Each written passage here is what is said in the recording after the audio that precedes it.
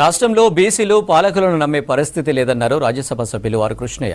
స్థానిక సంస్థల ఎన్నికల్లో బీసీ రిజర్వేషన్లపై సీఎం రేవంత్ స్పష్టమైన ప్రకటన చేయాలని డిమాండ్ చేశారు.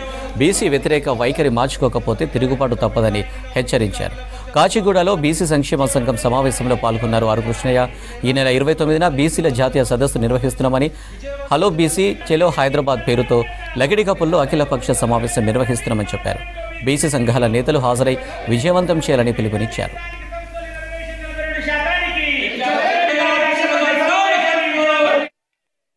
ముఖ్యమంత్రి గారు బీసీ రిజర్వేషన్ల విషయంలో స్పష్టమైన విధానాన్ని ప్రకటించాలని చెప్పి డిమాండ్ చేస్తున్నాం. ఎందుకంటే కన్ఫ్యూజ్ పడుతుంది, ప్రభుత్వమే కన్ఫ్యూజ్ పడుతుంది.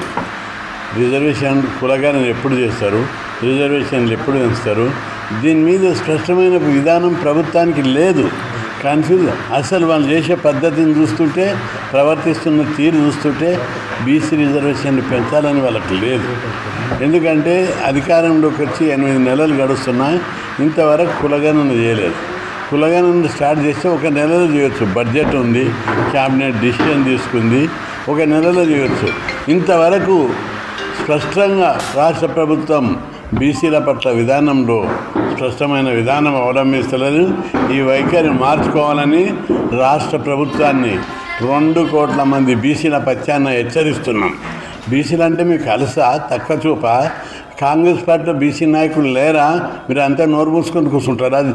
ఓట్లు వేసుకుంటా, జెండాలు మోసుకుంటా, జిందాబాదులు కొట్టుకుంటా మీరు రాహుల్ గాంధీ అగ్రనాయకుడు, లోక్సభలో ఫ్లోర్ లీడరే, బీసీల జెండా నెత్తి మీద ఎత్తుకున్నాడు ఆయన. కాబట్టి కాంగ్రెస్ పార్టీలో ఉన్న బీసీలందరూ కూడా రాష్ట్ర ప్రభుత్వం మీద ఒత్తిడి తీసుకొచ్చి స్పష్టమైన విధానం ప్రకటించు మొదలు